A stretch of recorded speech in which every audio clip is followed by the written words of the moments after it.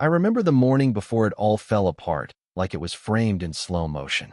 The sun was shining the exact way they always describe in the opening of feel-good novels, soft golden light, warm enough to make you forget your troubles, if you had any. I didn't. At least, I didn't think I did.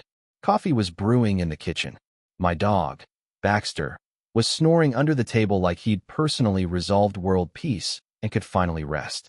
My wife, Melissa, had just returned from her morning run, her cheeks flushed, her hair tied up in a messy knot that she somehow made look like it belonged on a magazine cover. She dropped her keys in the bowl by the door and smiled at me like she still meant it. "Morning, handsome," she said, brushing past me on her way to the fridge. She grabbed the almond milk, always almond, never regular, which she said was for her stomach, but I suspected was more about Instagram trends. "Sleep okay?" I asked, sipping my coffee. She shrugged, tossed a bit. "But I'm good now." We talked about nothing, the kind of nothing couples in their 7th year of marriage become fluent in. Her coworker's birthday party. My frustration with the new intern who thought spreadsheets were optional. The price of strawberries. She kissed my cheek before heading upstairs to shower. I watched her go, thinking, not for the first time, how lucky I was. Not just because she was beautiful or smart, but because she still laughed at my dad jokes and brought home sticky notes with little hearts on them when I had a bad day. If you told me then that I was living in the last chapter of our old life, I would have laughed. And not just any laugh. A full-bellied, eyes crinkled, nose scrunching laugh. Because the thing about betrayal is, it doesn't knock. It doesn't call ahead. It just shows up with its muddy boots and tramples right through your living room. But that morning was quiet, peaceful, perfect. I just didn't know I was standing in the eye of the storm. The first odd thing wasn't some lipstick on a collar or a suspicious late-night text. It was a Tuesday. That's how these things usually start, mundane and wrapped in routine. Melissa came home with new throw pillows. Bright teal ones. I don't even like teal. She knows that. "We needed a pop of color," she said, fluffing them with the kind of enthusiasm normally reserved for game show contestants. "Since when are we a pop of color household?" I asked, half joking. She shrugged, avoiding my eyes. "Just thought it'd be nice to change things up." That night, she made lasagna. From scratch. With fresh basil. I didn't even know we had basil. And halfway through dinner, she asked me how I felt about getting a hot tub. "A hot tub?" I asked, chewing slowly. She nodded, twirling her fork like it was a magic wand. "Just something fun. Something for us." Fun. Right. Melissa hated hot tubs. Said they were public jacuzzis for bacteria. But now she wanted one for us. My radar pinged for half a second, then quieted down. Maybe she was just trying to shake off the monotony. Maybe work was stressful. Maybe we really were becoming a teal pillow, hot tub couple. I chalked it up to boredom. People change, right? They buy weird pillows and crave hydrotherapy. Who was I to judge? But the next morning, I opened our shared laptop to check on a bill, and her email was still open. Now, I'm not the snooping type. I'm the let me mind my own business and trust my wife type. But something in me, some instinct or maybe just sheer curiosity, nudged me to glance. It was a single email. From someone named Jay. No last name. No subject line. Just a timestamp, 2:14 a.m. I clicked. It was blank. Just a single emoji, a flame. A flame. What kind of person sends your wife a fire emoji at 2 in the morning? And more importantly, what kind of wife doesn't delete it? Melissa walked into the room just then, hair damp, towel wrapped around her. "Something wrong?" she asked, drying her ear. I smiled, closed the tab, shook my head. "Nope, just paying the gas bill." She smiled back. "You're the best." And I believed her. I wanted to. But from that moment on, the quiet between us didn't feel peaceful anymore. It felt like silence holding its breath. It happened on a Sunday. Not just any Sunday. The one where she made pancakes. Melissa never made pancakes unless she was overcompensating. That should have been my first clue. She was humming to herself in the kitchen, flipping flapjacks like a suburban goddess, when her phone buzzed across the counter. Once, twice, then 3 times in rapid succession. "Want me to get that?" I asked casually. She spun around fast enough to make syrup fly. "No, I've got it." 3 steps. Swipe. Pocket. The hum stopped. So did the humming. I didn't say anything. But I did something I hadn't done since I was 16 and trying to read my Christmas presents early. I waited for her to shower, Then I checked the trash folder. There it was. An email thread labeled, "Weekend Getaway Options Clinking Glasses." Not from Expedia. From Jay. I opened it. The thread ran deep. Deep enough to drown in. There were plans. Photos of hotel rooms with jacuzzis, so that's where the hot tub talk came from. Suggestions for vineyards. Spa packages. And at the very bottom, Melissa's words, neat and intimate. "I miss the way you make me feel like I'm still worth chasing." Chasing. My hands didn't shake. My breathing didn't hitch. You know what it felt like? Like watching someone else's car crash from a distance. You're safe, technically, but something inside you still shatters. She came downstairs wearing the robe I bought her for our anniversary. The one with her initials monogrammed on the chest. I watched her pour coffee like nothing was broken. "Pancake?" she asked. I smiled. Took the plate. Ate every bite like I wasn't chewing on lies. Later that afternoon, I told her I'd be going into the office. Said I had to work on a quarterly report. She nodded, already back on her phone, probably texting Jay about how convincing I was. But I didn't go to the office. I went to the hotel. The same one from the photos in her email. I didn't even have to ask the front desk. Her name was on the reservation. 2 nights, spa included. And a note in the special requests section that read, "Please have strawberries and champagne ready for when we arrive." He likes it that way. He. Not me. That night, I sat in my car in the hotel parking lot with the engine running and the radio low. I stared at that building like it had personally betrayed me. And I knew. This wasn't some emotional rough patch. This was a demolition. And she'd been the one swinging the sledgehammer. But here's the thing. If Melissa thought this was the end of the story, if she thought I'd just disappear into the shadows like a rejected extra in her romantic rerun, she was wrong. Oh, so very wrong. There's a certain clarity that comes with betrayal. Like finally seeing a stain under proper lighting. I sat in that hotel parking lot. Eyes locked on the lobby doors, my mind not racing, but aligning. No rage. No chaos. Just a checklist. First item, don't confront her. Not yet. That's what she'd expect. Some teary-eyed meltdown, a demand for the truth she's already rewritten in her head. Nah, she doesn't get that satisfaction. I drove home, quiet and slow. Pulled into the driveway, waved at our neighbor Karen like nothing was wrong. Melissa was upstairs in the bedroom, still in that robe, still tapping at her phone with a secret smile. "You back early?" she said, glancing up. "Yeah," I replied, setting my keys on the counter. "Meeting got pushed." She nodded, barely looking at me. That's when I knew she was already half gone. Not physically, emotionally. She had moved out in her mind, repainted the future with someone else, and left me in grayscale.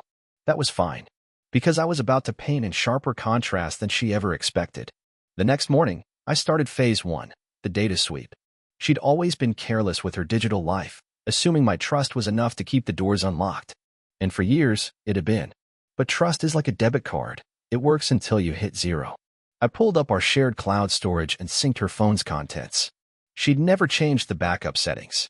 Dozens of messages. Photos. One video I wish I hadn't seen but made sure to download anyway. Insurance, if you will. There were no grand declarations of love.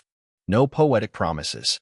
Just a lot of "can't wait to feel you again," and "you bring out the real me." Stuff pulled straight out of a Hallmark rejection pile. But it was enough. Phase 2 was quieter. More surgical. I made copies of everything. 2 external drives, one for me, one for safekeeping. Printed out a handful of choice messages. Highlighted a few lines in yellow, just for dramatic flair. I wasn't planning to confront her yet. Not until the timing suited me. Not until I could turn her own theater production into a one-man roast. But I needed one more thing, confirmation of the final act. I remembered the hotel reservation still had one more night left. So I checked the calendar on her desk. She conveniently blocked off the following evening with a post-it note. Yoga retreat. Cute. So I waited. The next night, Melissa left the house at exactly 6:12 p.m., duffel bag in hand. Yoga mat rolled up like a prop. I gave her a kiss on the cheek at the door. "Relax hard," I said with a smile. "You know I will." She winked. "Yeah, I'm sure you will." The moment her taillights disappeared, I went upstairs and opened the safe. Not to take money, though I noted how empty it was compared to last quarter, but to retrieve the envelope I'd hidden 2 weeks ago. Inside, the house deed, the prenup, and the financial statements she hadn't looked at in months. She thought she was winning a secret war. She didn't realize I'd been building a nuke. When she returned the next morning, I had breakfast ready. Her favorite, cinnamon French toast, and those overpriced blueberries she claimed were good for brain clarity. She walked in, glowing, smiling like someone who had just rewritten her vows with a side of champagne. "You look refreshed," I said. "It was incredible," she replied. "The instructor really helped me open up." I sipped my coffee, staring at her over the rim. "Glad to hear it." "Hey, random question. You ever think about downsizing?" She blinked. "What?" "Just thinking about selling the house. Maybe getting something more efficient." Her smile wavered. "Where's this coming from?" "Nowhere. Just something to think about." I paused. "Oh, and I filed our taxes yesterday. You'll see the documents on your desk." That was a lie. There were no taxes. What I had placed on her desk was a printed transcript of her entire email thread with Jay, her travel itinerary, photos, the champagne request, and a simple note on top. "I know, and I'm not mad. I'm just busy." By the time I came home from work that evening, Melissa was pale, quiet, shaken. She didn't mention the files. Neither did I. And that silence? It was the beginning of phase 3. The thing about revenge, real revenge, is that it's not loud. It's not chaotic or bloody or cinematic. It's subtle. Paperwork, timing, reputation. Over the next 2 weeks, I set things in motion. Pulled 80% of our joint funds into a private account under my name only, legal, per our prenup.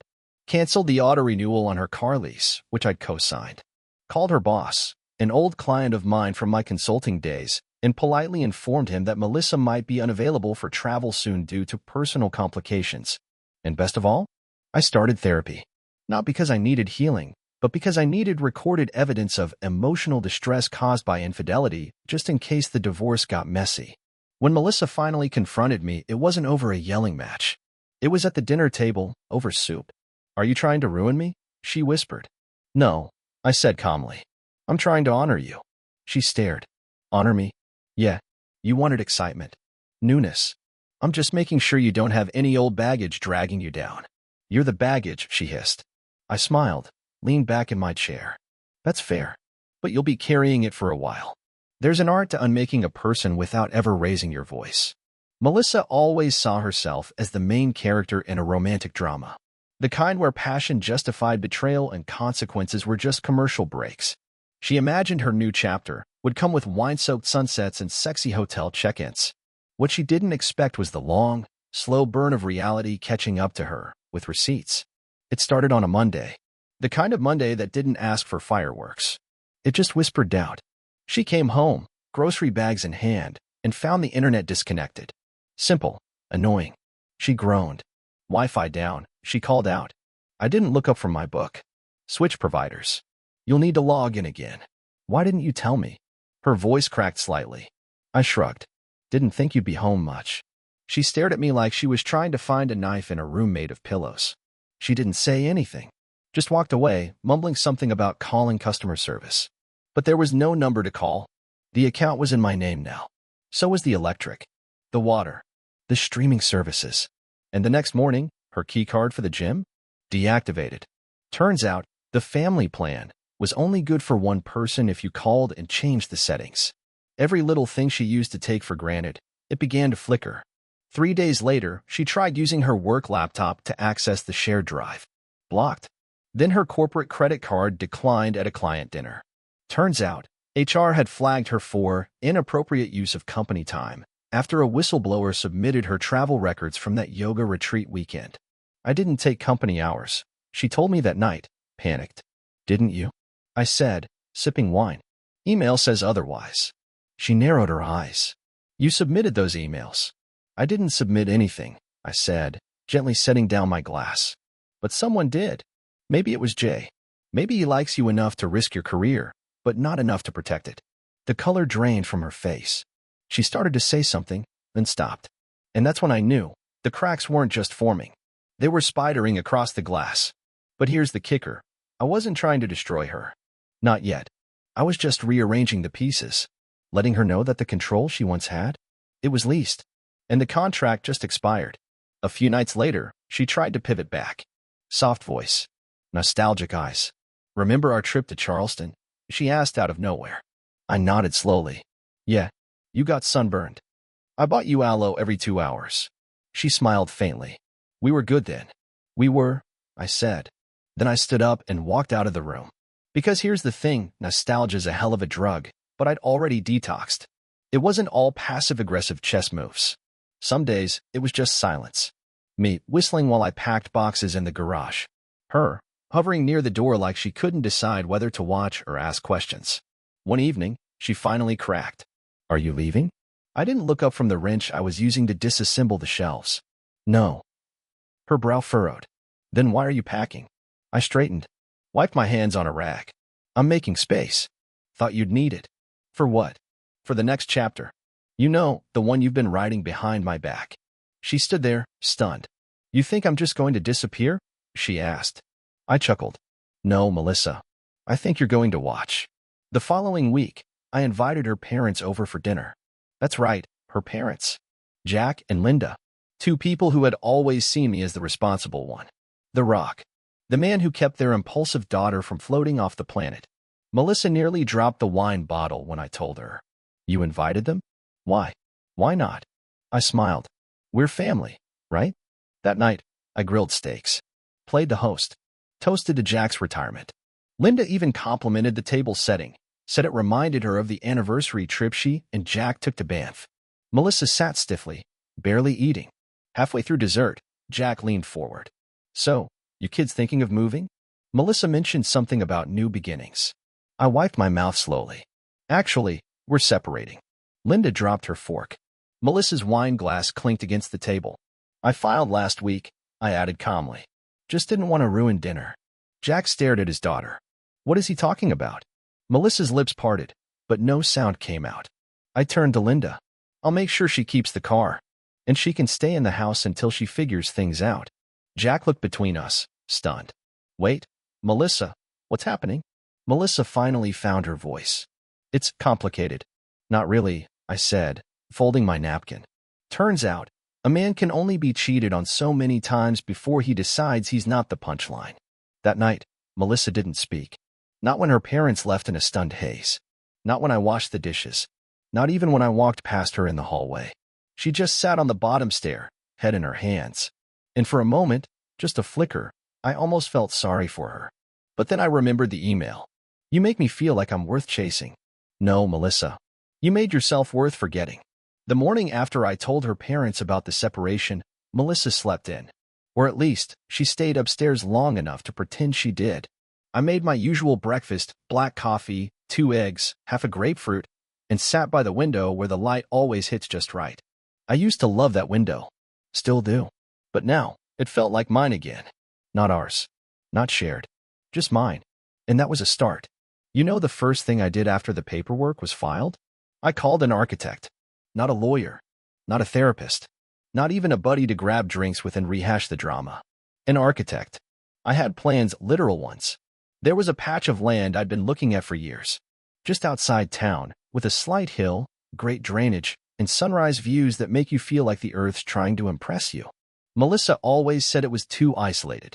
That it would mess with her morning routine. Which, I realized now, was code for too far from distractions. The architect's name was Jenna. Sharp, focused, with a no-nonsense tone I immediately respected. So you're building solo? She asked during our first call. Solo in the best sense, I replied. She chuckled. Got it. Clean slate build. Exactly.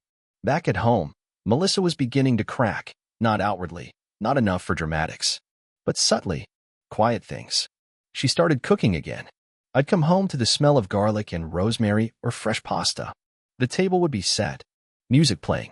Like we were back to year 3 of our marriage, the maybe we'll get a dog phase before everything got complicated. She'd wait until I took a bite before speaking. How was your day? Productive. Where'd you go?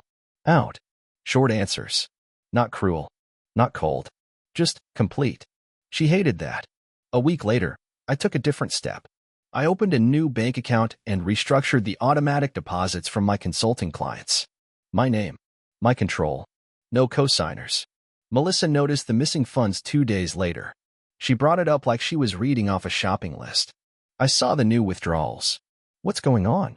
I looked at her like I was trying to solve a riddle in another language. Why does it matter? Her eyes narrowed. I just thought we'd still handle things jointly for now. I didn't. The pause between us said everything. She wasn't used to me being ahead of her, and I think it scared her more than she let on. There's a strange peace in rebuilding your life quietly, under someone's nose. Every time I called a contractor, met with the architect, or picked out floor samples, I felt like I was turning the key in a lock she never even noticed existed. The new house plans weren't just practical, they were intentional. No guest room, just an office and a workshop. Open kitchen, large porch, no double sinks. She'd called those sinks symbols of partnership. I now call them inefficient plumbing. Then came the garage sale. I didn't announce it, just rolled out the tables one Saturday morning and started laying things out. The teal throw pillows were the first to go. A woman with 2 toddlers picked them up and said they'd look great in her sunroom. They deserve a home where they're loved, I said. She laughed. I wasn't joking. Melissa walked outside mid-sale, eyes wide. What are you doing? Clearing space. For what? My future. She looked around like she was searching for someone to side with her. There was no one. Just neighbors buying discounted relics from a life she no longer fit into. You could have told me, she said. I did, just not in words. Later that night, she tried something else. She walked into the living room, wearing the same dress she wore on our 5th anniversary. The red one. The one I always said made her look like someone you regret losing. Remember this? She asked softly. I nodded. Of course. She walked closer. I was thinking maybe we talk. About us. I tilted my head. There is no us. Her lip quivered. Not enough to cry. Just enough to notice. You're really done, she whispered. I leaned forward slightly. Not angry. Not triumphant. Just clear. I was done the moment you handed my place in your life to someone else. Now I'm just moving forward. A few days later, the first wall of my new home went up. Jenna sent me a photo. Framing started. It's real now. I stared at that picture for a long time. Just a skeleton of a wall, sunlight slanting through raw beams. And yet it felt more alive, more honest, than anything I'd shared with Melissa in years. I saved it as my phone background. Not out of spite. Out of promise. They always try something near the end. A grand gesture. A final plea. Or worse, a pivot. Melissa picked the pivot. She showed up at my office wearing nostalgia and perfume. Said she wanted closure. Asked if we could have dinner, just as friends. I agreed. Not because I wanted to. Because I knew she needed to see who I'd become with her no longer in the frame. We met at a quiet bistro. The kind of place she used to call too boring. She wore that same red dress again, like it was a costume for a play no one was watching. I've been thinking, she started. We rushed everything. We were married 7 years, I replied. I know, but I think maybe I was lost. No, I said, leaning forward, calm and crisp. You were selfish. Don't confuse the two. She blinked. Twice. I never meant to hurt you, she said. You didn't hurt me, I said. You set me free. And now I'm building a life where you don't even get a guest pass. The day the divorce finalized, she sent a text. Can we still be in each other's lives? I didn't respond. Not because I didn't know what to say, but because silence says everything. She texted again the next day, then again a week later. Eventually, the texts turned to memories. Do you still have the blue blanket from the cabin trip? I heard a song on the radio that reminded me of you. Do you still make French toast the way I like it? I never replied. She posted a quote on her story. Sometimes we don't know what we had until it's gone. Then deleted it an hour later. A mutual friend texted me. She's not doing well. I replied. She made that decision when she packed a weekend bag for another man. There was no sympathy left to spend. When I moved into the new house, there was no ceremony. No ribbon cutting. Just me, my dog, a cold beer, and a couch that didn't come with emotional baggage. I didn't fill it with symbols of the past. I didn't replicate what we had. I built something new, stronger, quieter, more honest. And then one day, an envelope showed up in the mailbox. No return address. Just my name. Inside, a letter. Handwritten. I ruined the one thing that was real in my life. You didn't deserve it. And I hope you build something beautiful without me. No signature. No plea. Just that. And you know what? I didn't feel triumph. I felt peace. A year later, I saw her at a grocery store. She was alone. Same red dress. It fit looser now. Not in size, just in energy. She noticed me and smiled, soft and uncertain. I nodded once. Cordial. Nothing more. And just like that, I walked past her. Not out of spite. Not out of anger. Because by then, She was no longer my story. She was just a footnote in a chapter I'd already rewritten. The final revenge wasn't rage. It was rebuilding better without her. It was not needing to burn her bridge, just never walking back across it.